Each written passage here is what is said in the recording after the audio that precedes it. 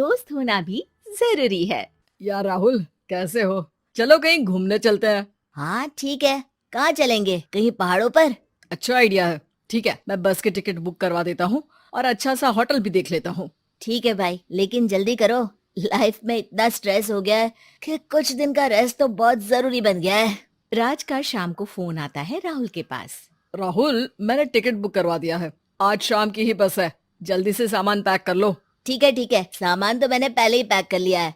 अब तो बस शाम का इंतजार है, जब हम बस पकड़ेंगे और निकल पड़ेंगे धर्मशाला की ओर। शाम को दोनों दोस्त बस स्टॉप पर मिलते हैं और फिर वहाँ से निकल पड़ते हैं शिमला की ओर। सुबह होते होते ये दोनों दोस्त शिमला पहुँच गए, जहाँ ये होटल पहुँचे और वहाँ से निकल पड़े पहाड़ों पर घूमने। राज, यहाँ पहाड़ों पर कितना सुकून है ना। दूर दूर तक सिर्फ और सिर्फ पहाड़ ही है, और घूमने आए लोग भी यहाँ कितनी मस्ती कर रहे हैं। हाँ भाई, ये तो है। चलो कुछ खा ले।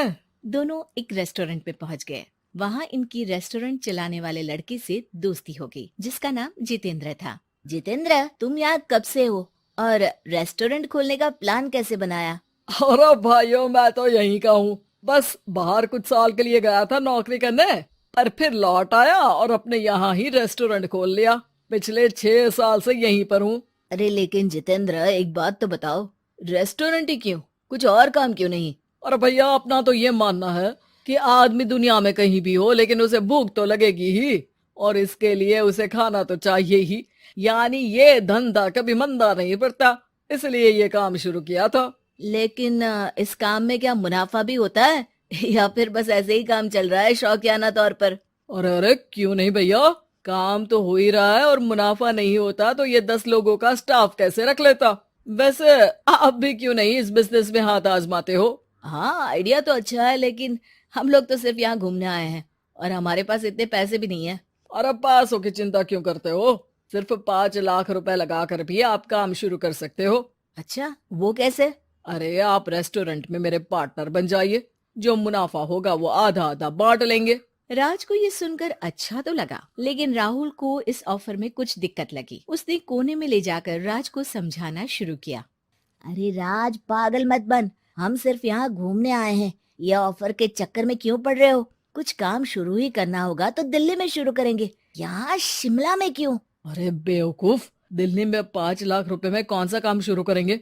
यहाँ शिमला में इतने कम पैसों में काम शुरू कर लेंगे और 1 साल में मुनाफा लेकर वापस भी चले जाएंगे।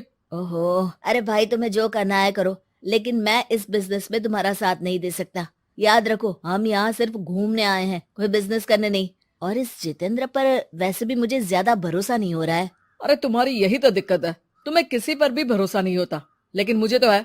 मुझे पता है कि इतने कम पैसों में मुझे जितेंद्र अपना बिजनेस पार्टनर बना रहा है। अरे लेकिन क्या गारंटी है कि पैसे लेने के बाद जितेंद्र तुम्हें बेवकूफ नहीं बनाएगा?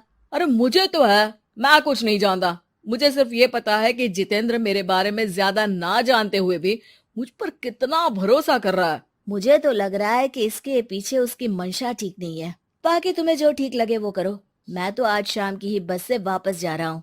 ठीक है, तुम चले जाओ, लेकिन याद रखना कि आज के बाद मुझसे कभी बात करने की कोशिश मत करना। राहुल गुस्से में वहाँ से चला जाता है।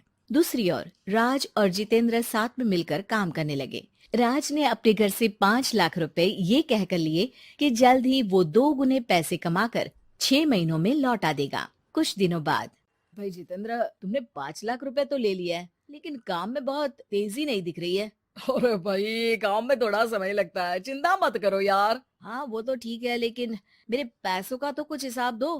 कहाँ लगाया तुमने? अरे बड़े आए पैसों का हिसाब मांगने वाले। वो तो शुक्र मनाओ कि इतने कम पैसों में मैंने तुम्हें काम पर रख लिया है। क्या कहा? तुमने मुझे काम पर रखा है? अरे मैं तो तुम्हारा बिजनेस पार्टनर हूँ। बड़ा आया पार्टनर बनने वाला। औकात देखिए अपनी। 5 लाख में रेस्टोरेंट खरीद लिया है क्या? ऐसा है तो मेरे पैसे वापस करो, मुझे तुम्हारे साथ काम नहीं करना है। अरे पैसे कैसे, वो सब तो काम में लग गए। अब तुम्हें वापस जाना है तो चले जाओ, कोई पैसा नहीं मिलने वाला है। राज को अपने साथ होने वाले धोखे का एहसास हो चुका था, लेकिन तब तक देर हो चुकी थी। उसे अपने दोस्त राहुल की याद सताने लगी, जिसने पहले ही आगाह कर दिया था कि इस बिजनेस में धोखा है, लेकिन अब तो देर हो चुकी थी। राज को अब कोई रास्ता नहीं सूझ रहा था। जितेंद्र भाई, मेरे पैसे वापस कर दो ताकि मैं लौट जाऊं। मुझे अब तुम्हारे साथ कोई काम नहीं करना भाई। ये सुनते ही जितेंद्र अपने कुछ साथियों के साथ राज पर टूट पड़ा और उसकी जमकर पिटाई कर दी। राज बेहोश हो चुका था। जब उसने आंख खोली तो उसे अपने सामने पूरा परिवार, पुराना दोस्त राहुल भी दिखा। सभी को देखकर राज की आंख में आंसू आ गए। राहुल, मुझे माफ कर दो। अगर समय रहते मैं तुम्हारी बात मान लेता तो आज शायद ये दिन ना देखना पड़ता। अरे शुक्र मनाओ कि जान बच गई। वो तो भला हो एक आदमी का जिसने मुझे फोन कर दिया था, तभी तुम्हारी जान बच सकी। मुझे माफ कर दे दोस्त, तेरी सलाह ना मानकर मैंने बड़ी भूल की है। अरे अरे भाई, मेरे हाथ मत जोड़ो। बस ध्यान रखना कि अच्छा दोस्त आपको हमेशा अच्छी सलाह देता है, इसलिए दोस्तों की सलाह पर ध्यान देना चाहिए।